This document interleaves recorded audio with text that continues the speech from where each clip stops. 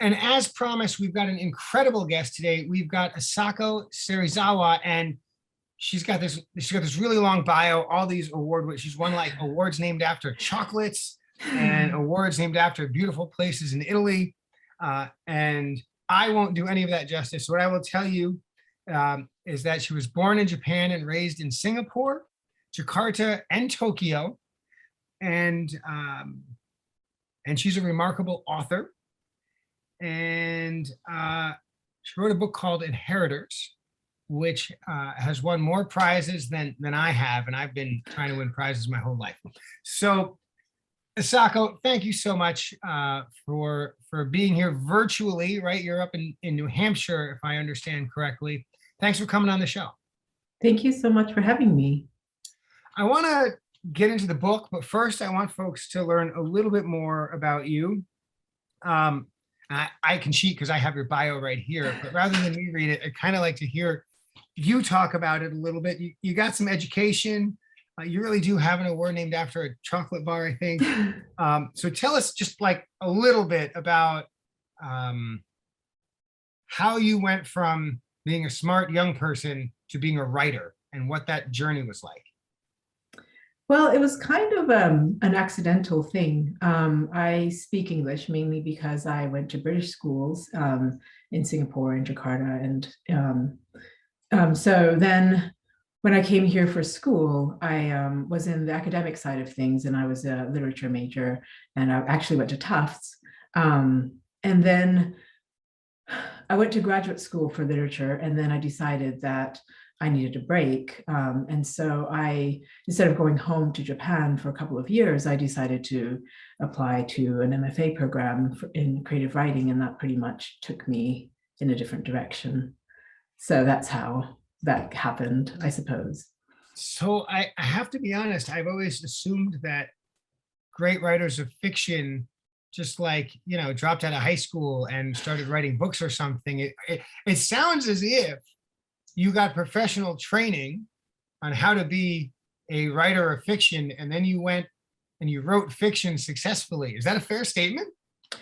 I don't think so. I mean, I think that MFA programs have become professionalized in this way these days, but at the time, that wasn't really the case. And I think that I was just there thinking that I was taking a break, and so I didn't realize that I would discover this way, a form, I guess, where I could do the academic work that I really liked and found important, but I could do this other thing where I could engage with the human experience in these ways that I couldn't academically. So I don't know. I think I have a different sort of, approach maybe.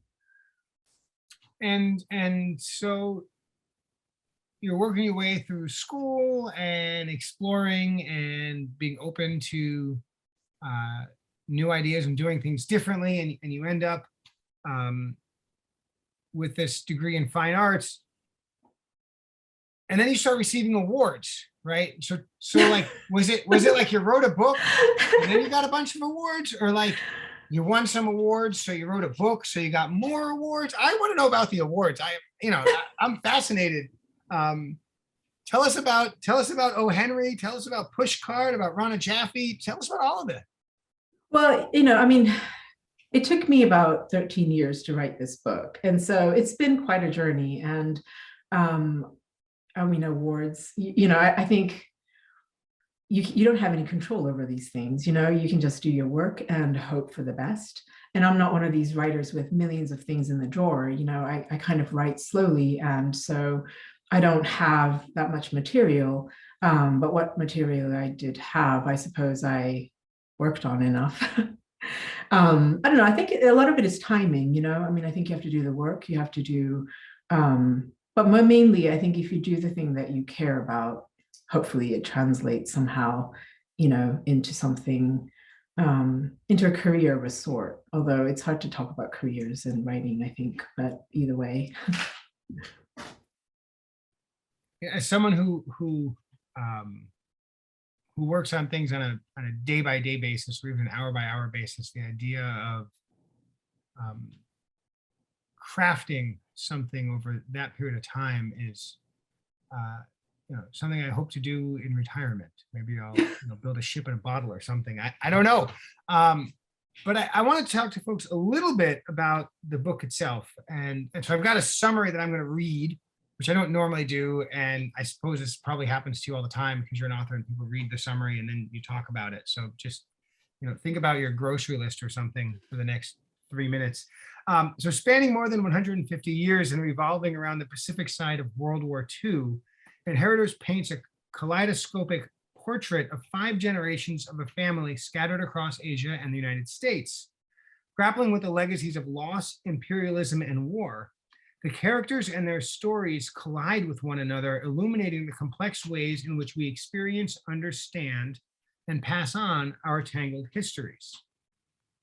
A retired doctor is forced to confront the moral consequences of his wartime actions. His brother's wife, compelled to speak of a 50-year-old murder, reveals the shattering realities of life in occupied Japan. Half a century later, her estranged American granddaughter winds her way back east, pursuing her absent father's secrets. Decades into the future, 2 siblings face the consequences of their great-grandparents' war as the world shimmers on the brink of an even more pervasive violence. Serizawa's characters walk the line between the devastating realities of war and the banal needs of everyday life as they struggle to reconcile their experiences with the changing world. A breathtaking mediation on the relationship between history, memory, and storytelling. So the book focuses on characters who live in occupied Japan and the US and who travel between the 2 places. And you were born in Japan and traveled to the US, and I suspect have been back to Japan at least once since then. And so how much of this story draws on your experiences and the experiences of people you know? Well, I think, it's an interesting question because I think that the whole project sort of started because, in Japan, World War II is just this ubiquitous topic. It appears in media, it appears in the news all the time, different programs. But not many people actually talk about their experiences, and this was true of my grandparents who lived through the war and my parents who lived through the occupation. And so I actually grew up not knowing too much about it besides what was, generally known. I also grew up in Southeast Asia, and these were places where that were occupied or invaded by Japan during that time, and I didn't really know much about it because I went to these British schools and the education was a bit colonial in this way. And so, I knew more about England and Europe than about Asia and Japan. And so, I think that it was sort of like trying to write into these gaps, and trying to talk about this kind of history from a different perspective than these official narratives, whether that's in terms of in Asia or in terms of in the US, because here too, I think certain narratives about this war exist, but not really about, well, they're pretty one-dimensional, I think. And so your Twitter bio, I can't help it, right? I go poke around. Your Twitter little quote says that you care about aesthetics and politics, their collusive impact and imaginative possibilities. And most of those words have more syllables than the words that I tend to use, but I can't help but notice the word politics. When you're a hammer, everything looks like a nail, I suppose. And so what the heck do you mean by that statement? You're an author. You didn't just spit it out there and move on. You thought about it. What are you getting at?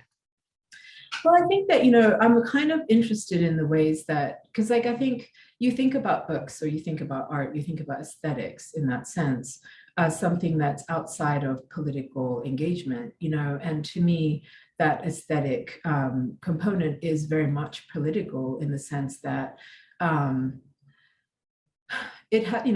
you're talking about representation, you're talking about the way that you are representing a culture, a people, a history. You're talking about all of these kinds of constructions, how narrative is constructed and how it's used.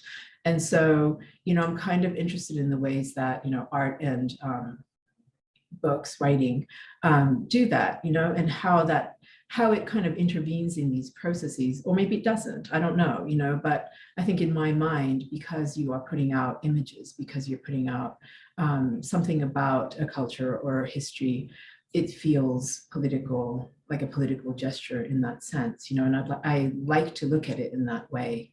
And I think in my writing, I try to do that, I try to write against conventions, maybe traditions, definitely official narratives that exclude so much from its narrative.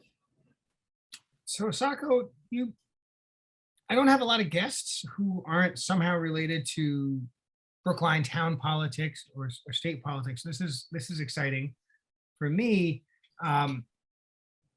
But in some ways, you're simply a storyteller, right? And so I wonder what you think about storytelling in politics, and if there's too much or not enough, or if they've got it all wrong, or if it's more important than people who aren't storytellers have even noticed. Surely this is something you've thought about at least a little bit, and I'd like to hear about it. Well, it depends on how you describe storytelling. If you mean because I think everything we do is storytelling, and I think some of it is instrumental. You tell a story for a reason. Other times, if you mean storytelling as in telling people's stories, that's a whole other kind of question, So I think it depends on what you mean by storytelling. Well, surely you could fill that in. What do you think? Maybe I'll say it a little differently. How should people in politics use storytelling to help communicate and persuade? I think, one thing about storytelling, and this is kind of tricky because I do think everything is storytelling, right? You're telling something from a perspective. But if you mean in terms of persuasion, I think, storytelling, one of the things that maybe distinguishes it is sort of like its appeal to some kind of human experience, or maybe some kind of more the emotional register, or something that's not so in the head, so an argument in that sense, And so I think, I don't know, it's dangerous, to do that. And yet I think it's essential in the sense of, if you want to reach people, or if you want to create communities, I do think that that kind of approach is important, to try to appeal to people on that level and talk to people, about their lives, or maybe include somebody's life experience or something like that. And are you available to write press releases and speeches? Not at the moment. I'm giving you a hard time. I couldn't help it. This week was the anniversary of Pearl Harbor. Yes. And growing up, I didn't understand the significance of Pearl Harbor to people who were my grandparents' age and older until September 11th.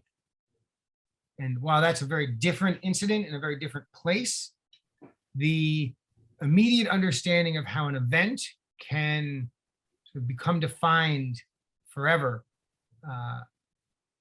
was obvious to me. And your book includes, World War II and occupied Japan as a setting. And so Americans are very bad at asking about or listening to or understanding what the heck the rest of the world thinks. And so I wonder, how are the impacts of World War II still playing out in Japan?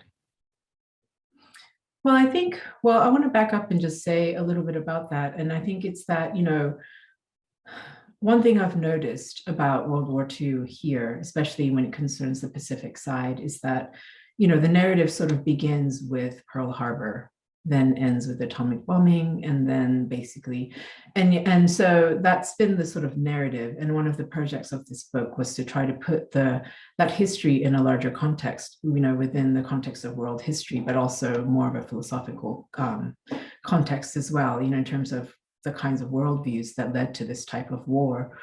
And then, because it spans over a century and it kind of ends in the future, it was about sort of trying to understand the trajectory of this thing and talk about the ripple effects of this history. And it's exactly as you said. I think World War II, you think of it as being something past, but there's curious ways in which it comes up. And I think 9/11 is a great example of that, where some image, Pearl Harbor or kamikaze pilots were basically taken out of context in a way and used in a different kind of narrative.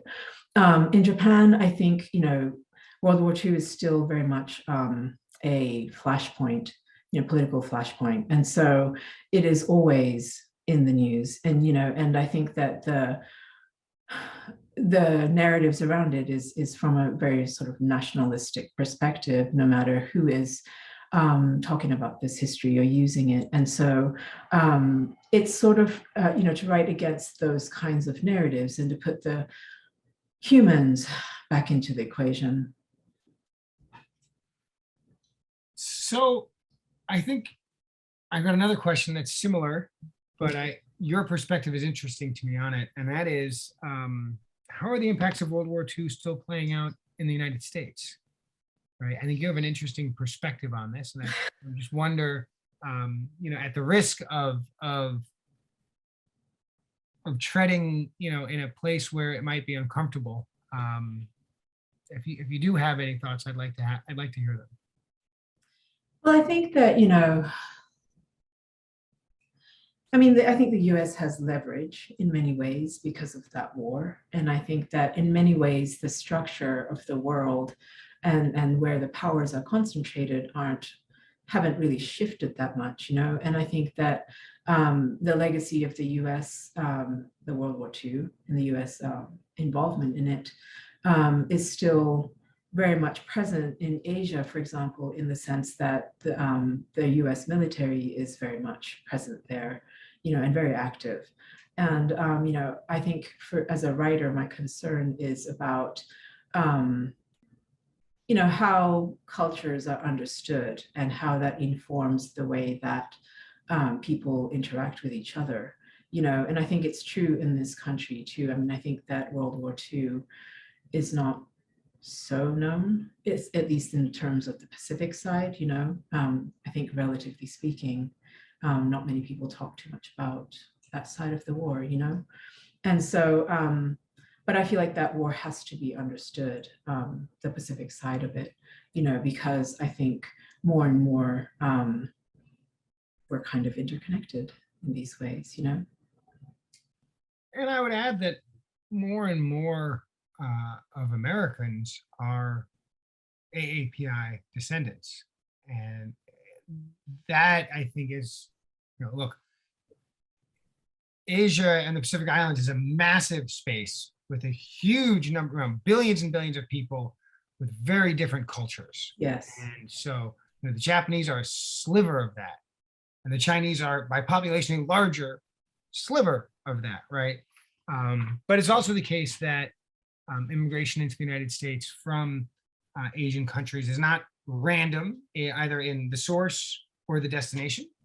And so in the US, we tend to have, not always, but we tend to have enclaves, communities, where there's a large fraction of first or second or fifth generation immigrants from maybe the same country, maybe even a smaller place within a country.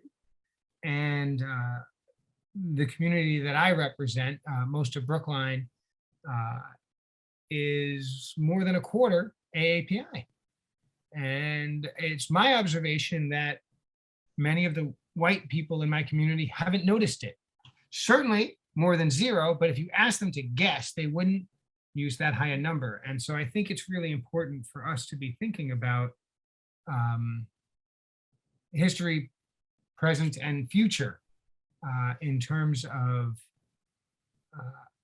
how we incorporate AAPI culture into American culture, and whether it's assimilation or some other kind of integration, or the fruit salad model.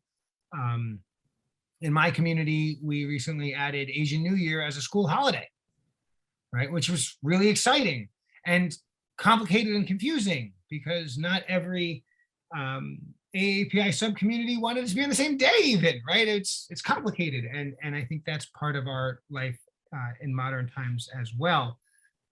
And so I think all of this is really interesting. And I love hearing about it from someone who spends time thinking deeply, right? Who spends a long amount of time on one work. And so I wonder, you got another book coming, and you started it like 10 years ago. So it's probably just a couple years until out, right? I mean, that's probably not right. What should we expect next? Well, the first book is actually part of a quartet or tetralogy. And so looking at this kind of war in different ways, and because there's a lot that couldn't get into this book, and I think as in terms of what you were just saying about the AAPI community, I think one thing that, seems important to understand is that it is diverse, that it's not this monolithic Asian community either, and there are so many lines there, and I think that diversity is important to understand, because things affect things differently, different things affect people differently. I noticed your Twitter account had more than one or two tweets related to Asian hate and violence against Asians in America. And I wonder if you want to just sort of share a little bit about where that comes from for you, and maybe give us some insight there. I think, in the end, there's a long history of this, it didn't just erupt now. And, I think it's a little bit different. I think different kinds of racisms come out in different ways, and some are subtle, and some are not overtly violent. Sometimes it breaks out in these ways. But, for me, it's a structural issue, meaning that people aren't necessarily meaning to be racist. I think that it's systemic, it's structural, I think storytelling is one way to start to look at that, and just conversations like this, maybe, and what you do, So in terms of that, I think it'll take a while, I would imagine, but I think it's beginning. And certainly I think in Brookline, I do see the community growing, which is really quite lovely to see. So. Well, Asako, really wonderful spending just a little bit of time with you this afternoon here on Brookline Interactive Group. And I know, you're probably spending a lot of time polishing all of those trophies, right? The O. Henry prizes, the push cart, the fellowships, the Fine Arts Work Center in Provincetown has been, right? There's so many words, and I'm poking fun at it a little bit only because I serve on the Joint Committee on Tourism, Arts, and Cultural Development, and there's sort of like, we haven't identified a lot of great tools for state government to support the arts, and the arts are really broad, right? So we we underwrite some awards, and we come up with some grants, and then we support restaurants and hotels, because that's a big part of tourism. It's sort of this disparate thing, but the awards are important, because there's a lot of, it's easier and easier to put a book out, but we still need help finding the good ones. And sometimes maybe one or two awards aren't enough, but if you've got 6 or 8, that's a good clue. So we do have to wrap up, but Asako Serizawa, wonderful for you to be here.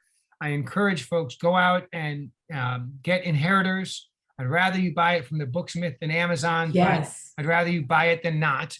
So figure out how that works best for you. And really, really lovely to have you on the show. Thank you so much. Thanks everyone for watching Brookline Interactive Group. I'm Tommy Vitolo, and we'll see you next week.